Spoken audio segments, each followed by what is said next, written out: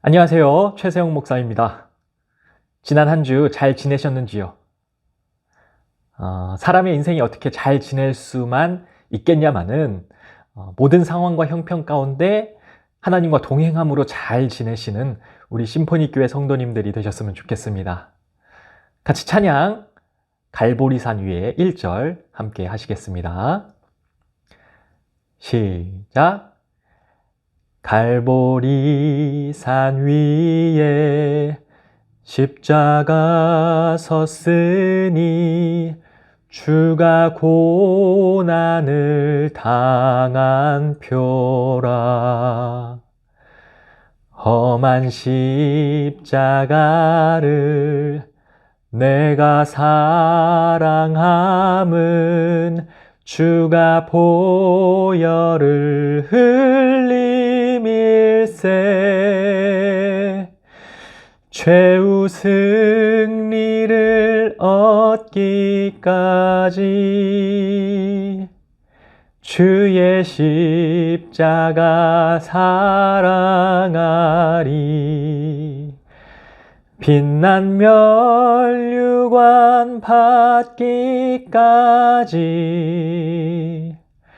험한 십자가 붙들겠네.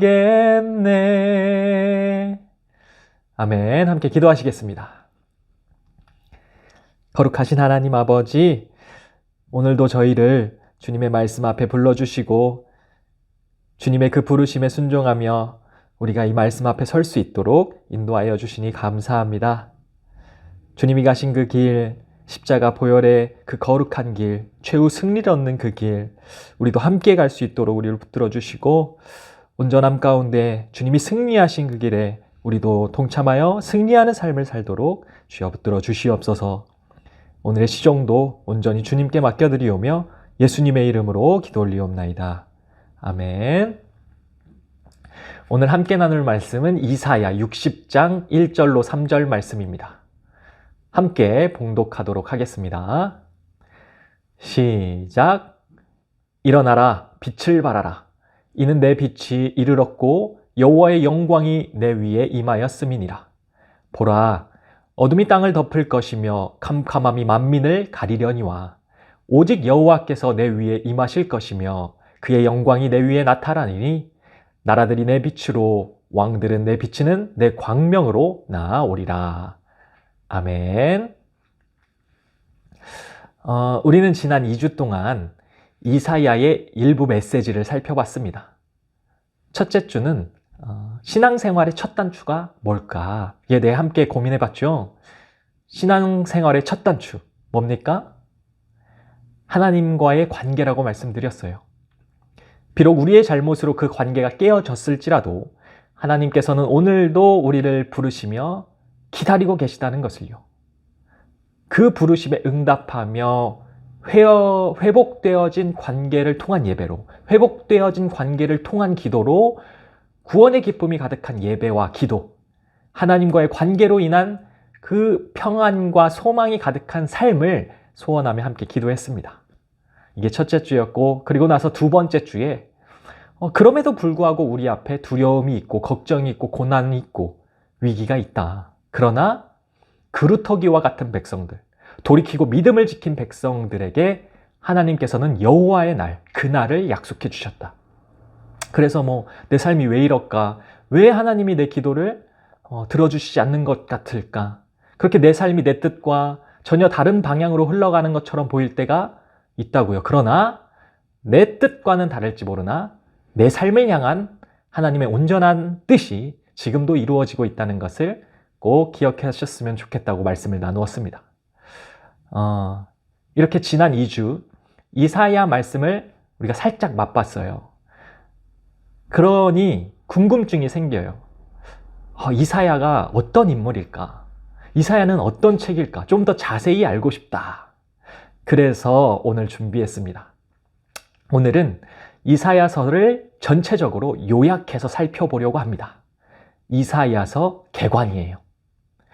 오늘 나누는 이야기를 쭉 들으시고 나서 이 이사야서 성경을 읽으시면 훨씬 도움이 되실 것입니다. 기대가 되시죠? 자, 그럼 시작하겠습니다. 이사야서는 인간의 죄에 대한 심판과 하나님의 사랑에 의한 구원의 책입니다. 그렇다 보니 이사야서의 전반부는 인간의 범죄함과 그로 인해 닥치게 될 심판의 메시지로 가득하죠. 첫 시작부터 정확하게 그 부분을 꼬집습니다. 이사야 1장 4절, 슬프다 범죄한 나라요, 허물진 백성이요, 행악의 종자요, 행위가 부패한 자식이로다. 그들이 여호와를 버리며 이스라엘의 거룩하신 이를 만홀히 여겨 멀리하고 물러갔도다. 이러한 부패한 백성을 하나님께서는 아수르와 바벨론을 이용해 심판하실 것이라고 경고하죠. 그러나 이사야는 그러한 심판 가운데서 소망을 품습니다. 심판이 끝이 아니라 하나님의 구원의 날이 준비되어 있다는 소망이요. 그렇기에 이사야는 비록의 심판의 말씀이었지만 더욱 확신을 가지고 선포할 수 있었습니다. 왜요? 심판이 끝이 아니라는 것을 믿고 알았으니까요.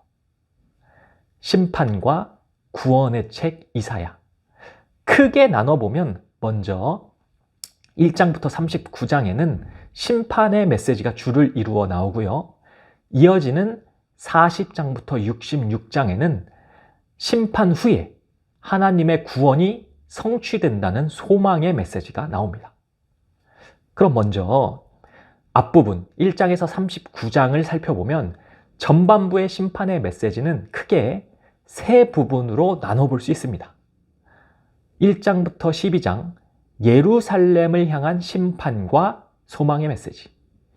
두 번째 13에서 27장 열방을 향한 심판과 소망의 메시지. 그리고 세 번째 28장부터 39장 예루살렘의 부흥과 멸망의 이야기입니다. 먼저 1장부터 12장은 예루살렘을 향한 심판과 소망의 메시지를 전한단 말이에요. 이사야는 예언의 첫 시작부터 하나님의 언약에 불순종하고 우상을 섬기고 불의한 예루살렘의 지도자들을 꾸짖습니다. 이사야 1장 23절, 내 고관들은 패역하여 도둑과 짝하며 다 뇌물을 사랑하며 예물을 구하며 고아를 위하여 신원하지 아니하며 과부의 송사를 수리하지 않는다. 이에 하나님께서 예루살렘을 심판하시기 위해 예루살렘을 정복할 나라들을 보내실 것이라고 말씀을 합니다.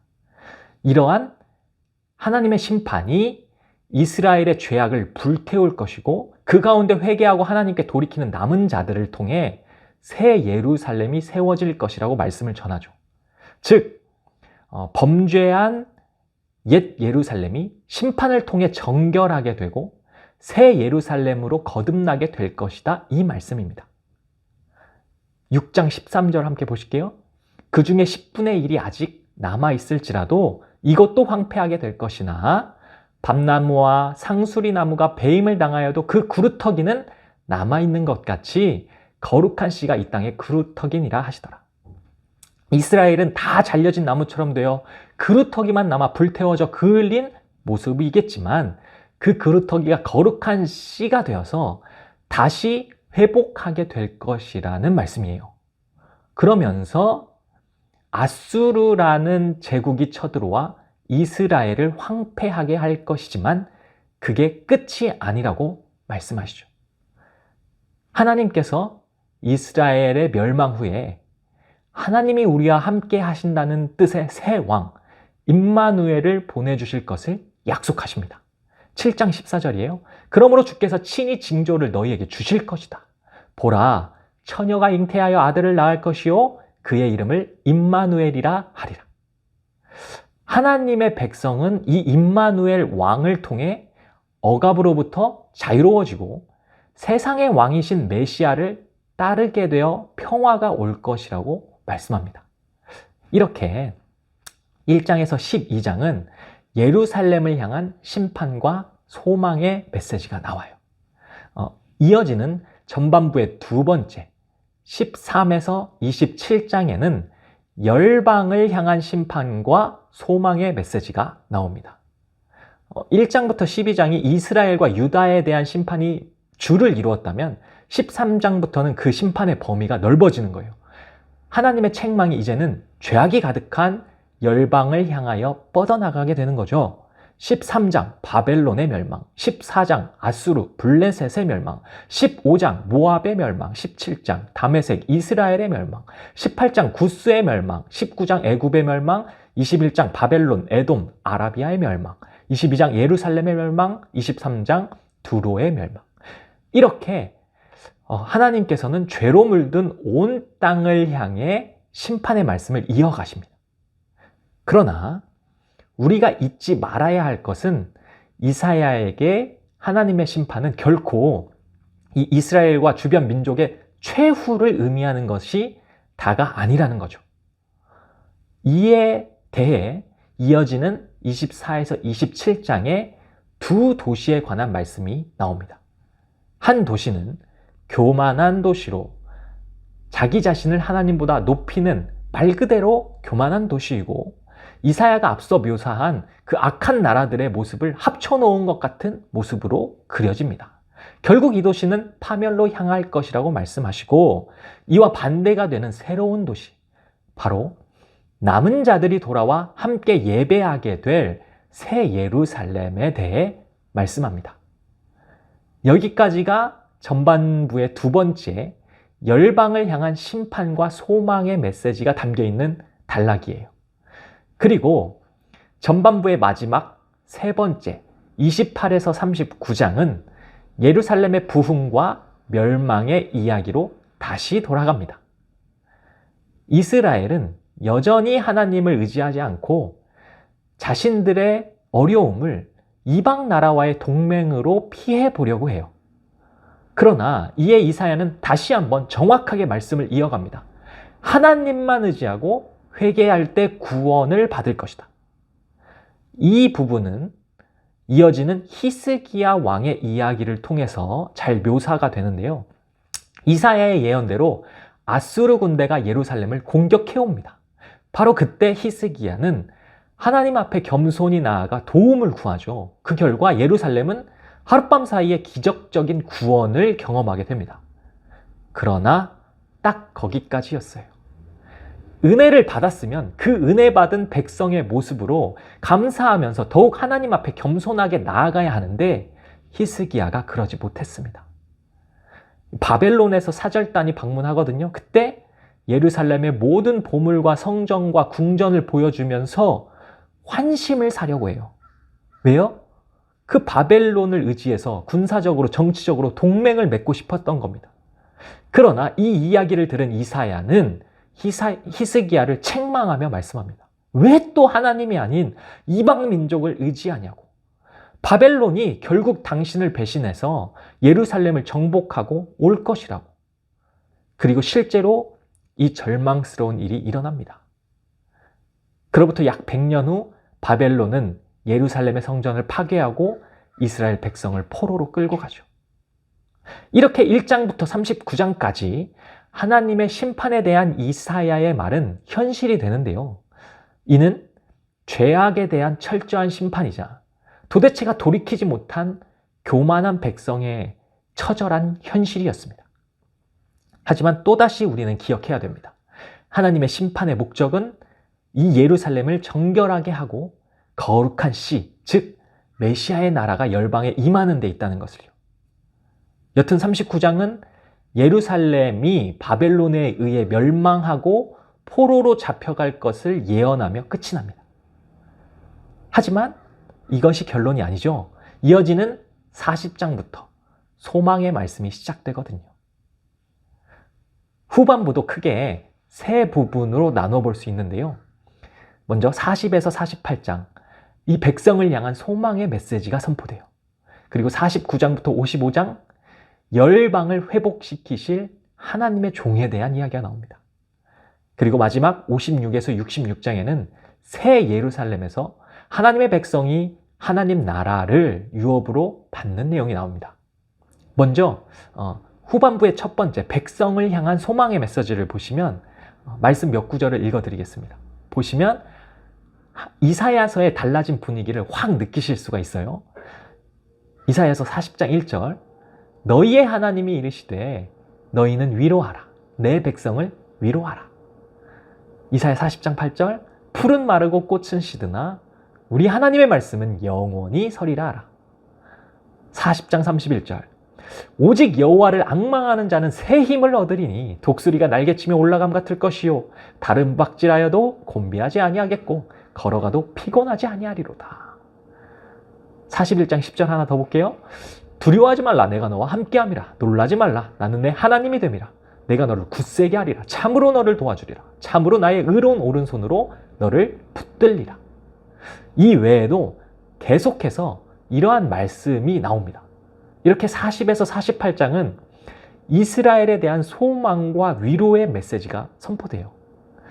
바벨론의 포로 기간이 끝났고 이스라엘의 죄가 사하여지며 새 시대가 시작될 것을 말이죠.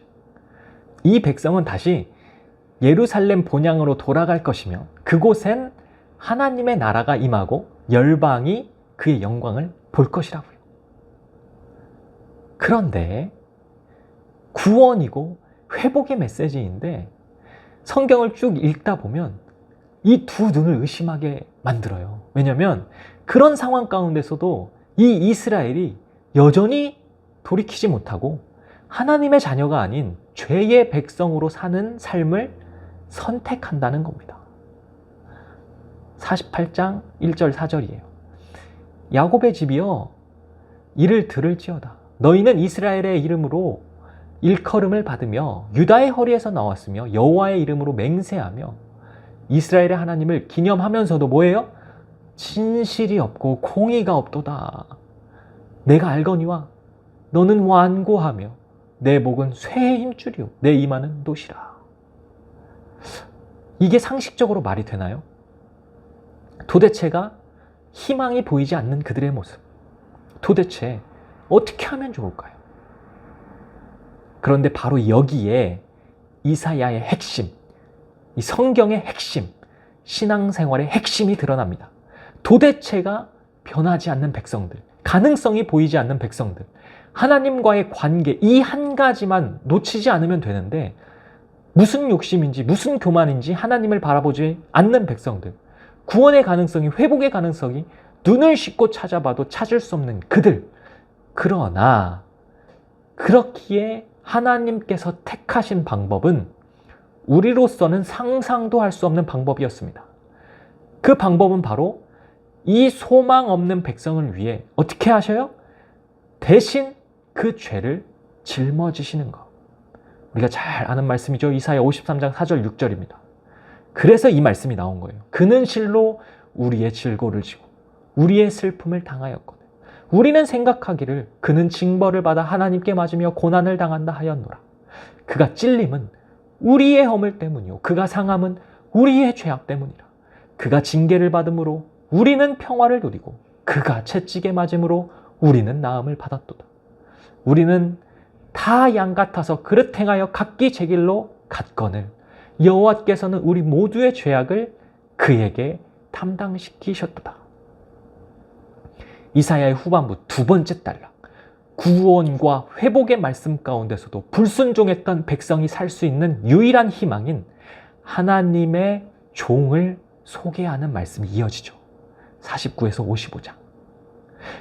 그는 사람들에게 거절당하고 매맞고 자기 백성의 손에 죽임을 당할 것이라고.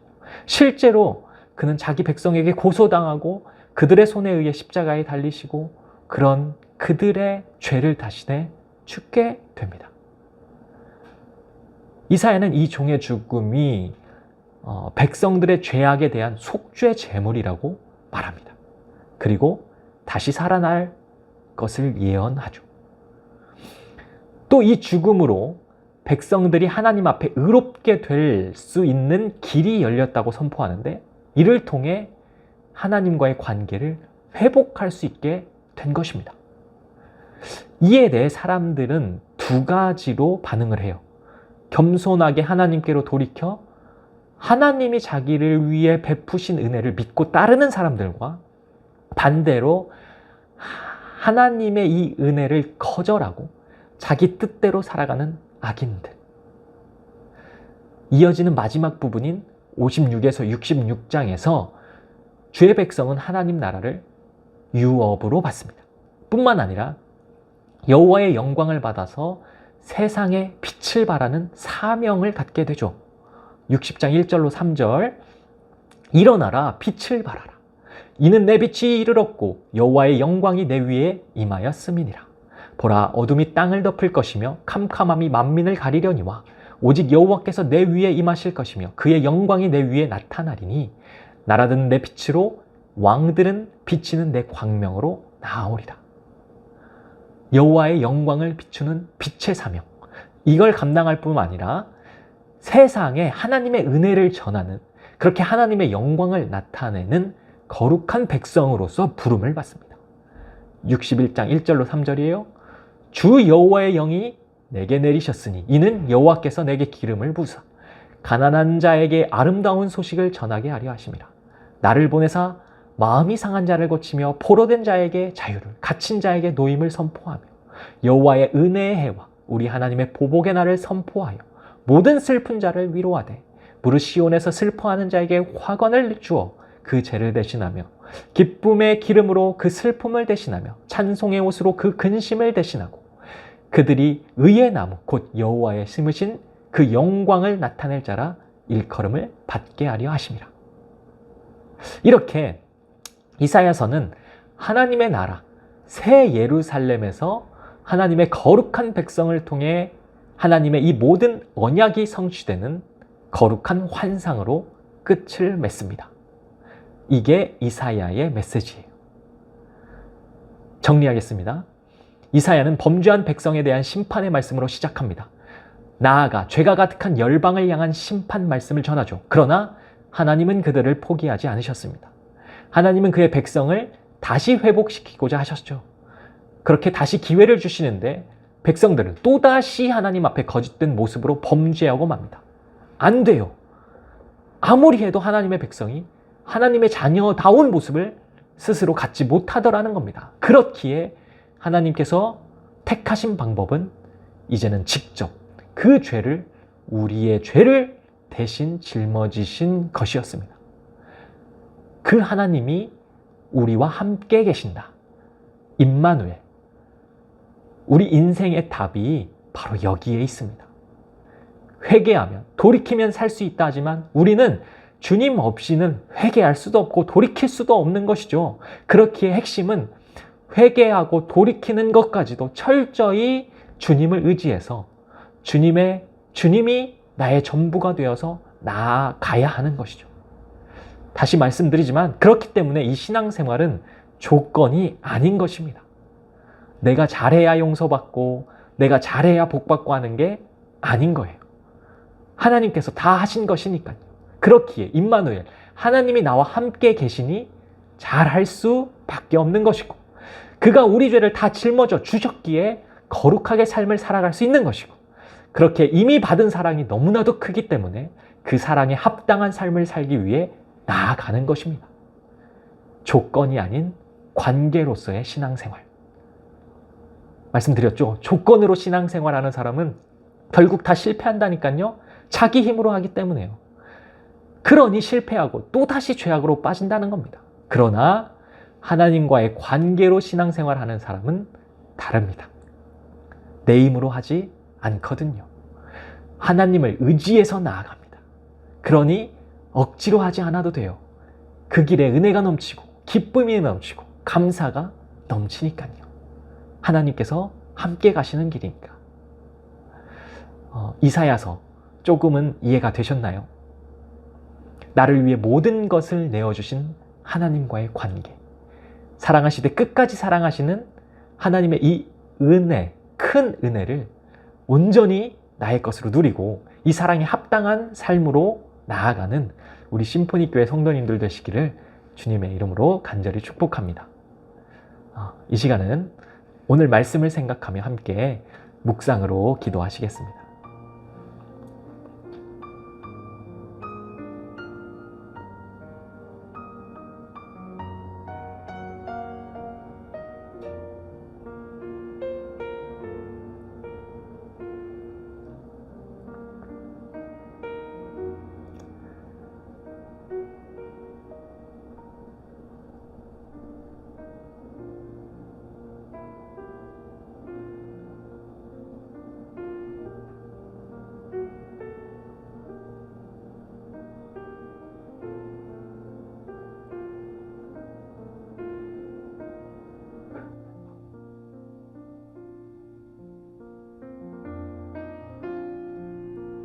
제가 기도하겠습니다.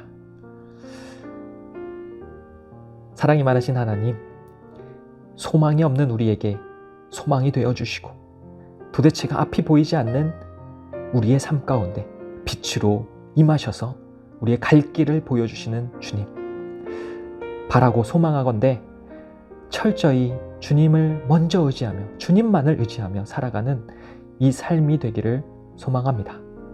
하나님과의 관계를 가장 우선으로 두고 그 관계 속에서의 삶을 살아가는 우리들의 삶이 될 수 있도록 인도하여 주시고 그렇게 붙들어 주시옵소서. 일어나 빛을 발하는 고귀한 주님의 사명을 감당하는 삶이 되도록 인도하여 주시며 그 길 가운데 승리하는 우리들이 되도록 붙들어 주시옵소서. 예수님의 이름으로 기도 올리옵나이다. 아멘. 오늘 말씀과 관련해서 3가지 질문 드리도록 하겠습니다. 개인적으로 생각해 보셔도 좋고 목장 모임에서도 활용해 주시면 되겠습니다.